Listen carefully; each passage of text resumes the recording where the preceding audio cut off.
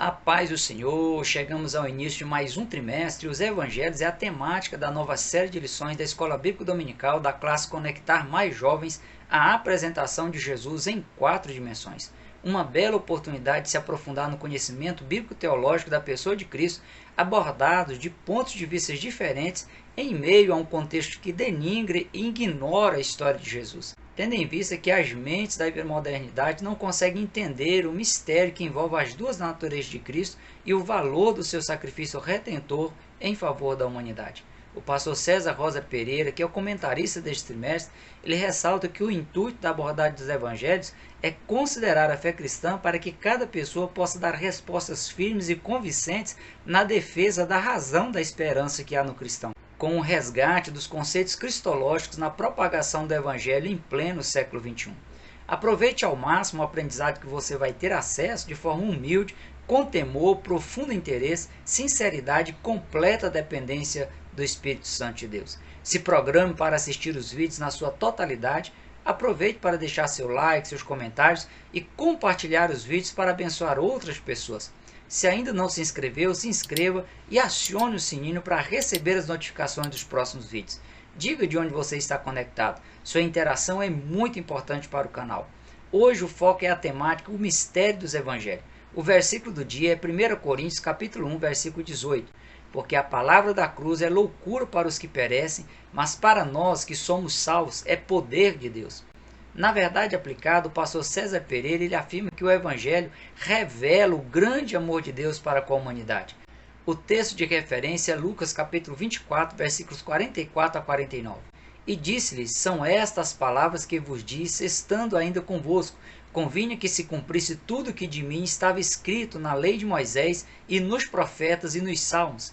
Então abriu-lhes o entendimento para compreenderem as Escrituras, e disse-lhes, assim está escrito, e assim convinha que o Cristo padecesse e ao terceiro dia ressuscitasse dos mortos, e em seu nome se pregasse o arrependimento e a remissão dos pecados em todas as nações, começando por Jerusalém. E dessas coisas sois vós testemunhas, e eis que sobre vós envio a promessa de meu Pai.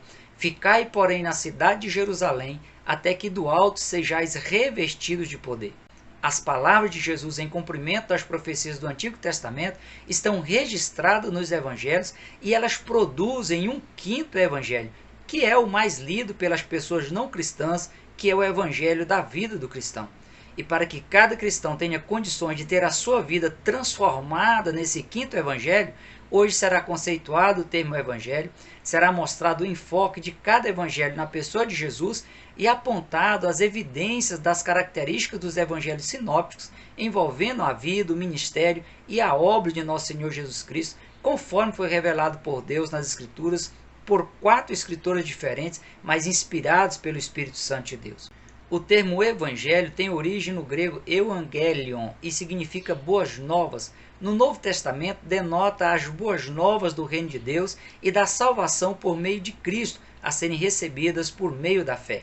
O termo evangelho foi utilizado pela primeira vez no sentido temporal no Novo Testamento em Lucas capítulo 1, versículo 19, quando o anjo se encontrou com o sacerdote Zacarias no templo e disse, eu sou Gabriel que assisto diante de Deus e fui enviado a falar-te e dar-te estas alegres novas. Essas alegres novas, estas novas notícias que produzem alegria, das quais o anjo Gabriel se referiu, foi o nascimento de João Batista, a pessoa que Deus usaria para preparar o caminho, para anunciar a chegada do Messias, conforme profetizado pelo profeta Isaías em Isaías capítulo 40, versículo 3, e confirmado em Mateus capítulo 3, versículo 3, Lucas capítulo 3, versículo 4, e em João capítulo 1, versículo 23, onde João ele responde à pergunta quanto a quem ele era. João diz, eu sou a voz do que clama no deserto, endireitai o caminho do Senhor, como disse o profeta Isaías. Apesar de o anjo Gabriel ter aparecido ao sacerdote Zacarias para lhe informar que suas orações haviam sido respondidas e que Isabel, a sua esposa, se engravidaria na sua velhice, a razão principal da notícia do nascimento de João era de que as profecias quanto à vinda do Messias estavam tendo desencadeado seus cumprimentos. Ou seja, a principal nova, a boa notícia, era a chegada do Messias, o qual João Batista seria o seu anunciador à humanidade de sua época. O pastor César Pereira, ele ressalta que o próprio Deus em pessoa entregaria à humanidade as boas novas, as boas notícias do amor de Deus para promover salvação à humanidade. Portanto, a razão central dos 4 evangelhos é a pessoa de Jesus Cristo, o Deus que se tornou homem, o Deus que abriu temporariamente se utilizar de seus atributos divinos para substituir a humanidade pecadora na cruz do Calvário como um ser humano comum. Dentro do sistema político romano opressor, corrupto, ímpio e imoral dominante na sociedade da época, o evangelho, a boa notícia, foi a da implantação do reino de Deus. Esse fato foi fortemente enfatizado por João. Mateus capítulo 3, versículos 1 e 2 diz: E naqueles dias apareceu João Batista pregando no deserto da Judéia e dizendo: Arrependei-vos, porque é chegado o reino dos céus. Jesus por diversas vezes reforçou a implantação do reino de Deus. Mateus capítulo 4, versículos 17 e 23 diz: Desde então começou Jesus a pregar e a dizer: Arrependei-vos, porque é chegado o reino dos céus. E percorria Jesus toda a Galileia, ensinando nas sinagogas e pregando o evangelho do reino e curando todas as enfermidades e moléstia entre o povo. Lucas capítulo 17, versículos 20 e 21 relata que, interrogado pelos fariseus sobre quando havia de vir o reino de Deus, Jesus respondeu-lhes e disse: O reino de Deus não vem com aparência exterior, nem dirão ei-lo aqui ou ei-lo ali, porque eis que o reino de Deus está entre vós. Por meio do evangelho, das boas novas de salvação para a humanidade, o anúncio do reino de Deus contrapôs e normatizou os parâmetros que deveriam nortear a vida dos discípulos de Jesus, que deveria ser um padrão espiritual, moral e ético totalmente oposto ao padrão evidenciado por uma vida ímpia, distante da vontade de Deus.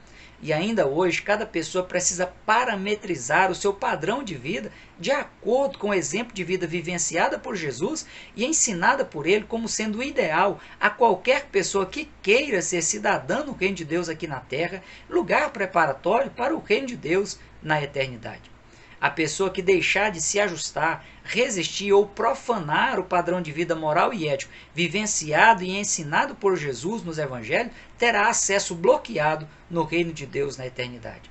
Aqui e agora é apenas um período preparatório, um período de ajustes para se participar do arrebatamento da igreja e, por fim, adentrar novos céus e nova terra com o Senhor.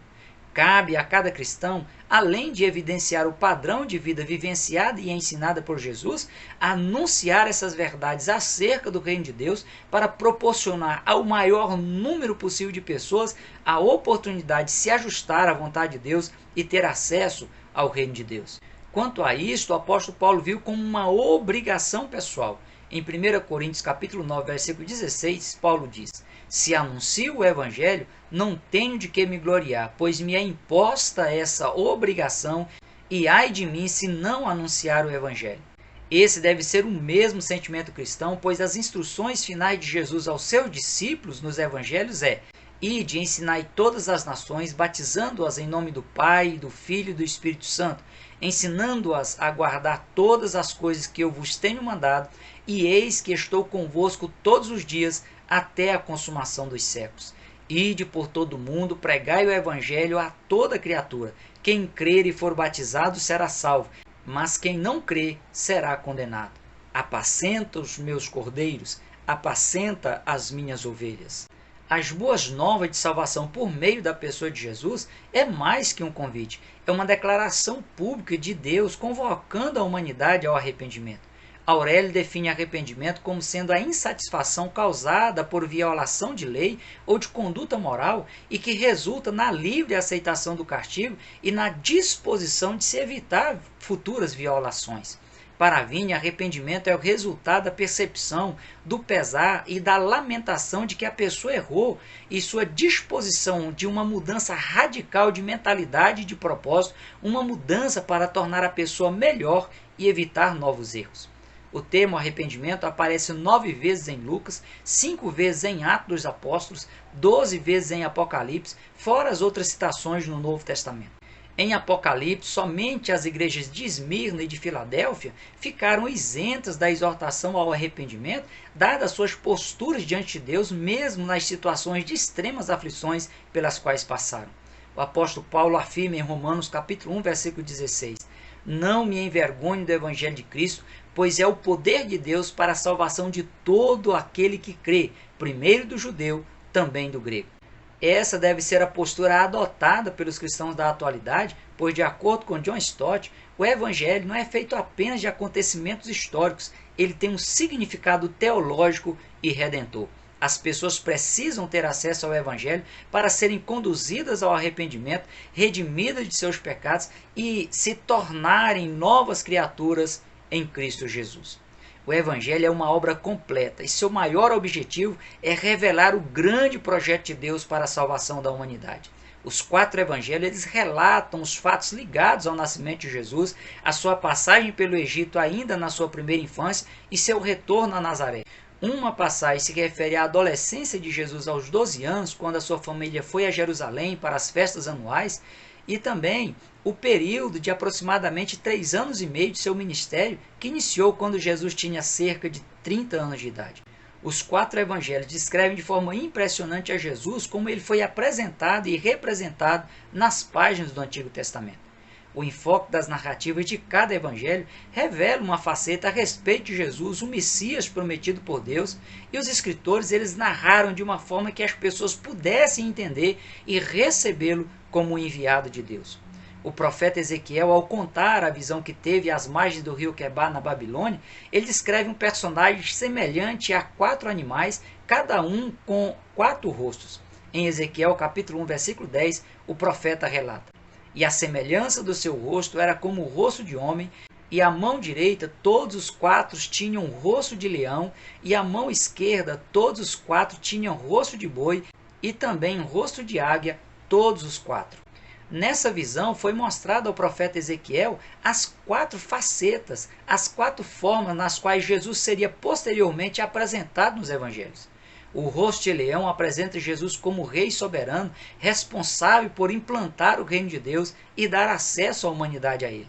Mateus apresenta Jesus como rei, como descendente de Davi e, consequentemente, descendente de Abraão, cuja descendência culminou com a formação da nação de Israel. Com a opressão do Império Romano, os judeus aguardavam que o Messias viesse para reinar e libertá-los do jugo dos romanos. O evangelista Mateus apresentou Jesus como rei, aquele no qual se cumpriria de forma completa as profecias do Antigo Testamento e que inicialmente libertaria as pessoas do jugo do pecado para somente depois libertar o seu povo do sistema mundano ímpio, corrupto e imoral, conforme ocorrerá no futuro com o arrebatamento da igreja e com a implantação de novos céus e nova terra. O rosto de boi é uma alusão a Jesus como servo. Foi neste aspecto que Marcos apresentou Jesus, aquele que veio para servir e não para ser servido, mas que nem por isso deixaria de ser Senhor e trabalharia para aliviar as dores físicas e espirituais das pessoas que confiassem nele através dos seus milagres sobrenaturais.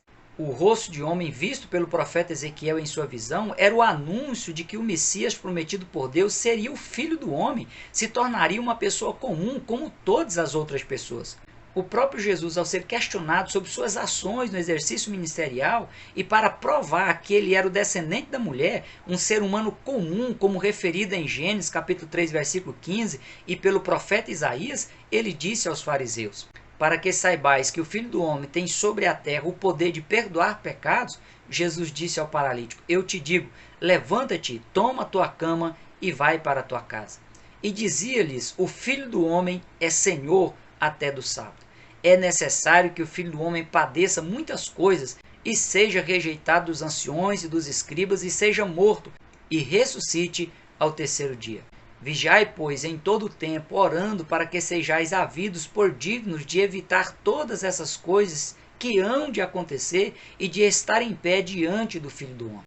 O rosto de águia visto pelo profeta Ezequiel em sua visão era a apresentação de Jesus como aquele que viria das alturas, o Filho de Deus, o Verbo divino que se fez carne, aquele que, mesmo sendo Deus, abriu mão temporariamente de seus atributos divinos para substituir a humanidade na cruz.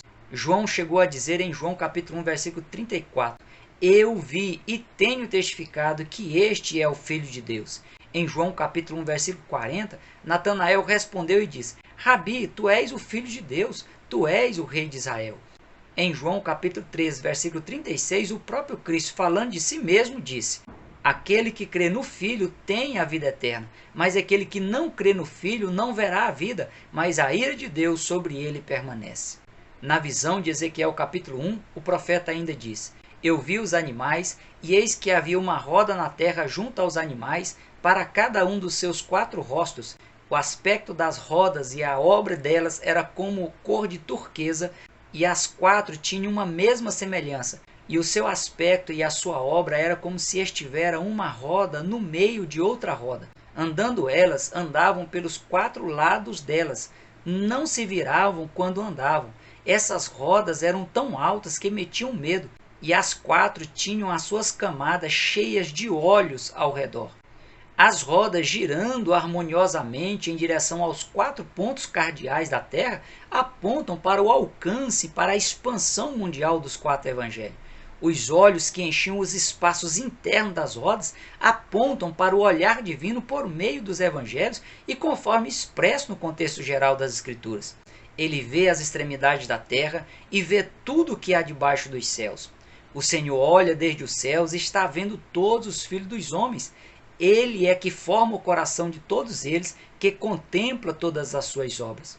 Não há criatura alguma encoberta diante dele.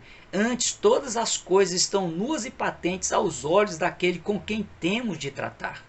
A mensagem dos evangelhos exalam a divindade de Jesus e tem como enfoque principal o seu ministério, seus milagres, seu sacrifício na cruz, sua morte e a sua ressurreição, consumando assim a obra de salvação a partir do novo nascimento, fruto de um arrependimento sincero e de uma vida cristã autêntica na busca pela salvação plena, por meio da remissão dos pecados, que será consolidada de forma cabal na futura vinda de Jesus, momento a partir do qual inexistirá o risco de perdê-lo. O pastor César Pereira, ele ressalta que os ensinamentos de Jesus nos evangelhos atraíam tanto as pessoas a seguir a Jesus, como causavam inveja de seus opositores, representados pelos fariseus, pelos saduceus e pelos escribas da época. Nos evangelhos, Jesus deixou explícito que os fundamentos do reino de Deus deveriam ser aceitos como eles foram apresentados e sem violações. Da mesma forma, deva ocorrer com a transmissão do evangelho na atualidade, deva ser sem distorções, amalgamentos ou ajustes humanos. Assim como a igreja primitiva cumpriu a sua parte e nunca deixou de apresentar a mensagem do evangelho como recebeu de Jesus, deva ocorrer com a igreja na atualidade. Paulo ele advertiu quanto ao risco de alterações na integralidade do evangelho. Em Gálatas capítulo 1, versículos 8 e 9, ele diz: Mas ainda que nós mesmos, ou um anjo do céu, vos anuncie outro evangelho, além do que já vos tenho anunciado, seja anátema. Assim como já vos dissemos, agora de novo também vos digo: se alguém vos anunciar outro evangelho, além do que já recebestes, seja anátema. Jesus, na revelação a João, na ilha de Pátimo, diz: Porque eu testifico a todo aquele que ouvir as palavras da profecia deste livro, que se alguém lhes acrescentar alguma coisa, Deus fará vir sobre ele as pragas que estão escritas neste livro. E se alguém tirar quaisquer palavras do livro desta profecia, Deus tirará a sua parte da árvore da vida e da cidade santa que estão escritas neste livro. E como se sabe, o livro de Apocalipse é a consumação de tudo que foi revelado, que foi mostrado nos 4 evangelhos.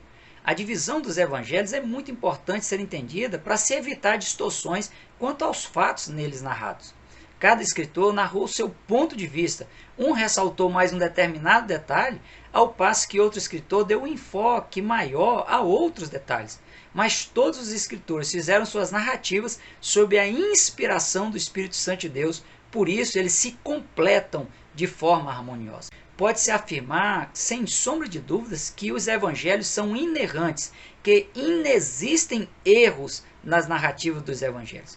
A divisão dos evangelhos é composta pelos evangelhos sinópticos, Mateus, Marcos e Lucas, que retratam a biografia humana de Jesus e os pormenores do seu ministério terreno. Na outra divisão está o Evangelho de João, que trata da sua divindade, dos seus milagres e dos seus discursos, fatos que, na sua maioria, não são mencionados nos evangelhos sinópticos.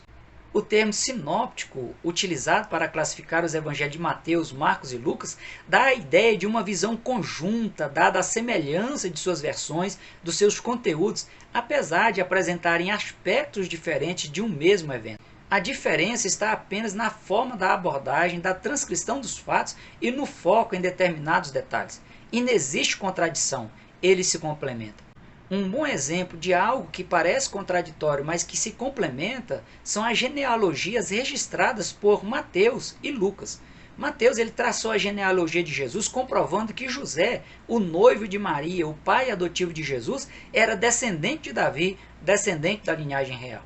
Enquanto que Lucas ele traçou a genealogia de Jesus, comprovando que Maria, a mãe de Jesus, era de fato também descendente de Davi, descendente da linhagem real.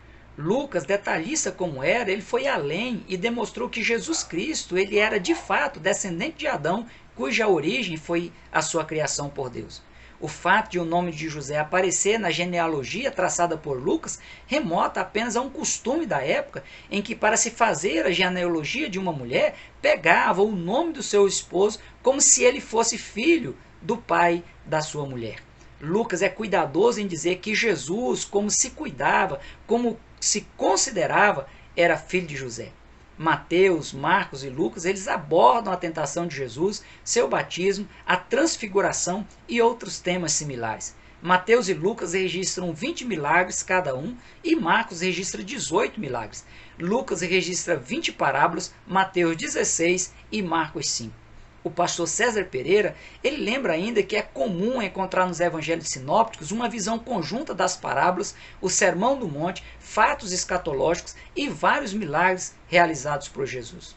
João é um evangelho diferente dos demais, pois as suas narrativas são voltadas, como eu já disse, para a divindade de Jesus, para apresentar Jesus como Filho de Deus e também para apresentar a sua unidade com o Pai, com menor destaque aí aos seus milagres realizados. O foco principal do Evangelho de João não foram os milagres realizados por Jesus como um homem cheio do Espírito Santo. João registrou apenas 8 milagres e 2 parábolas. O foco principal foi o Deus que se tornou homem, abriu mão temporariamente dos seus atributos divinos para expressar o seu imensurável amor pela humanidade, fazendo assim a defesa diante dos questionamentos quanto à humanidade e à divindade de Jesus. João exclamou dizendo: no princípio era o Verbo, e o Verbo estava com Deus, e o Verbo era Deus. E o Verbo se fez carne e habitou entre nós, e vimos a sua glória como a glória do unigênito do Pai, cheio de graça e de verdade. Nicodemos, ao se encontrar com Jesus, disse: Rabi, sabemos que és mestre, vindo de Deus, porque ninguém pode fazer estes sinais que tu fazes, se Deus não for com ele. E o próprio Cristo afirmou: eu e o Pai somos um. Quem me vê a mim, vê aquele que me enviou. Estou há tanto tempo convosco que não me tendes conhecido, Filipe? Quem me vê a mim, vê o Pai. Como dizes tu, mostra-nos o Pai? A expressão mais utilizada por Jesus é eu sou. Ela é mencionada cerca de 28 vezes no Evangelho de João, quando Jesus se refere a ele mesmo. Essa foi a mesma expressão utilizada por quem falou com Moisés no meio da sarça ardente no Monte Horebe e o comissionou a libertar os hebreus do cativeiro egípcio. O pastor César Pereira ele ressalta que os evangelhos revelam o grande amor de Deus para com o mundo ao enviar seu único filho para resgatar a humanidade perdida. Por isso, inexiste evangelho sem Jesus e inexiste cristianismo sem cruz. Ao longo desse trimestre, você poderá entender melhor o mistério do Evangelho e você poderá ver que você vai se tornar uma pessoa melhor nos mundos físico, espiritual e material ao se aprofundar no conhecimento de Jesus, o Cristo revelado por Deus nos Evangelhos. Até o próximo encontro, conectados na lição, prossiga na paz do Senhor.